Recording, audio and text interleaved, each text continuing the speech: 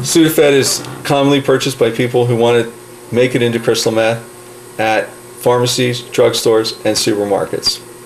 Many drugstores and supermarkets sell pseudoephedrine products behind the counter, meaning you have to ask the pharmacist for it or you have to go to the customer service center. Others do not. Raley's wrote us this nice letter and asked us to include this information in this video. I don't want to mislead you with this segment. Let me clarify a couple of points. Raley's pricing is consistent with that of its competitors.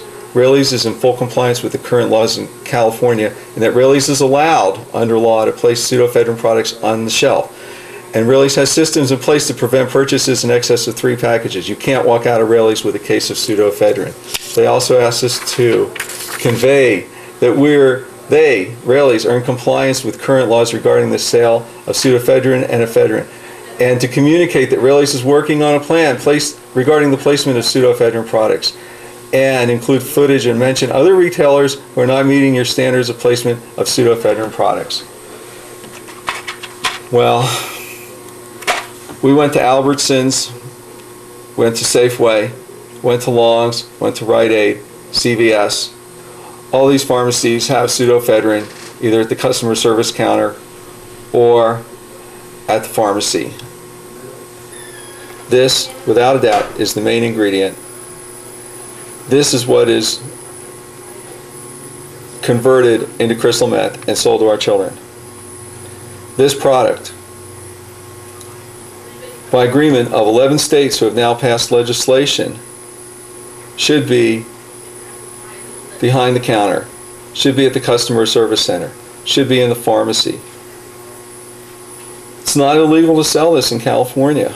It's not illegal to have it on the shelf. There are no requirements right now. Our California representative is working on requirements to have this product put behind the shelf and restricted in its sale. 35% of all the methamphetamine sold in the United States is made in labs. You only have to ask yourself one question.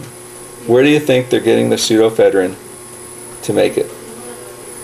This product should be as hard to purchase as possible. It should be under restriction, and it should be controlled. We're up here at Rite Aid Pharmacy in Placerville, California.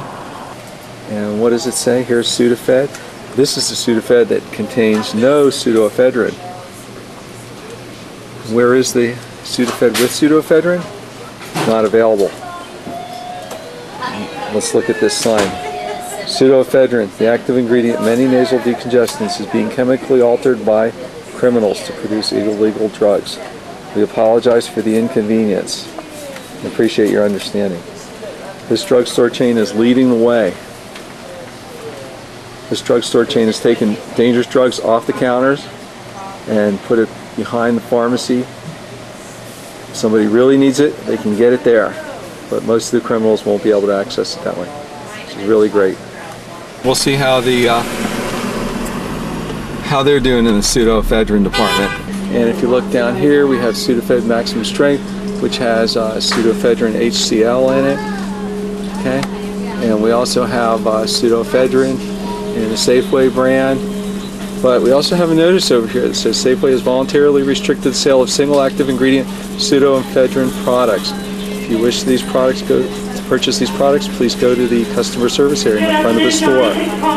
Thank you for shopping at Safeway. We're at Long's Drugs in Placerville. You can still buy capsules that have pseudoephedrine products in them, but if you want to buy straight pseudoephedrine, what do you have to do? Take a card. I can buy cold and pain relief made by Long's. I can buy Tylenol. I can buy Tylenol flu. I can buy Tylenol cold. Methamphetamine. You can sell it, you can buy it, it's cheap, it's plentiful, and it's here. This is a wake-up call. We need the cooperation of our pharmacies, we need the cooperation of our schools. Pseudoephedrine products belong behind the counter, out of reach of drug dealers.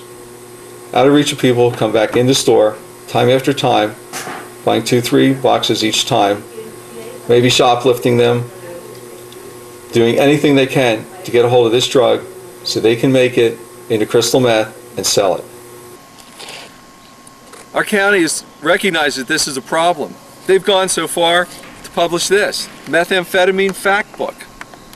This book says you need to be able to recognize the signs and symptoms of methamphetamine use.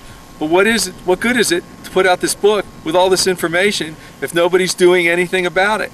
We have to be able to do more than just recognize the signs and symptoms. When you went to the counselors and you were acting out and you had all these problems interacting with other kids, did anyone ask you if you were using any drugs at all? No. Did anyone suggest that to your mom? No.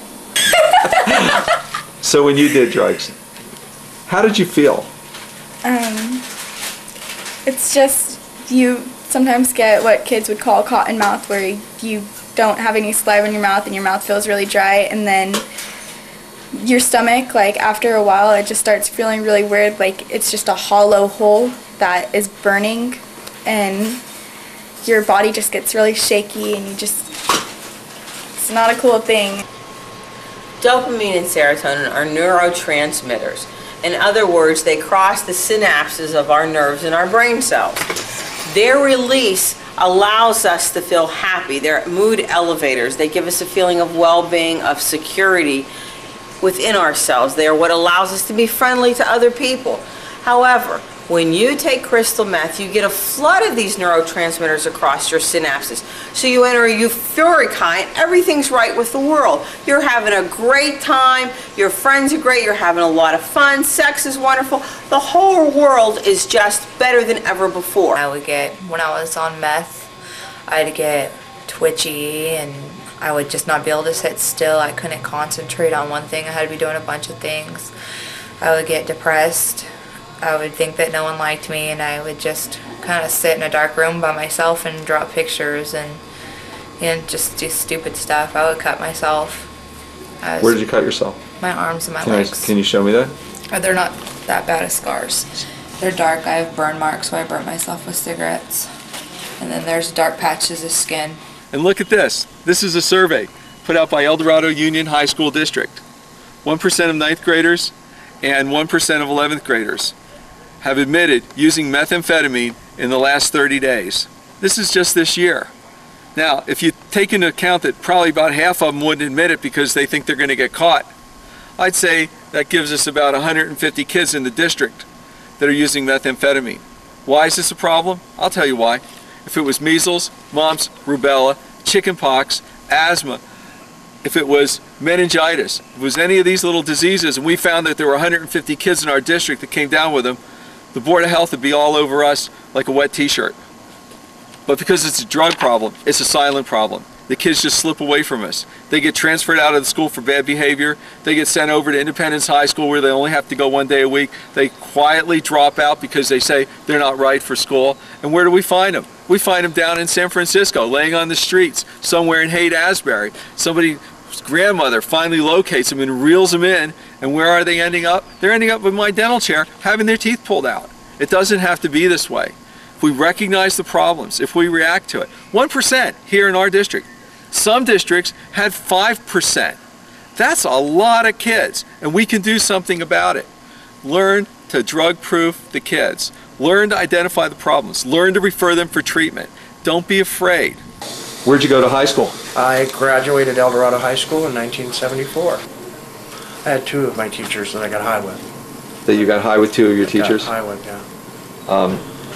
So they were able to, so what you're telling me is that 2 of your teachers were able to identify that you had a drug problem. Mm-hmm. And their reaction was? To join in. To join the party. Yeah. Okay. You're back in school now. Yeah, I am. What grade are you in? I'm a senior. Have any of the counselors talked to you about this? Nope. Nobody? No. Nobody's come up to you and said, hey, you were here in 9th grade, so where you been? Well, actually, there's one teacher that asked me where I've been, and I kind of sat down and talked to him about it, and he was just like, well, I'm glad to see you back.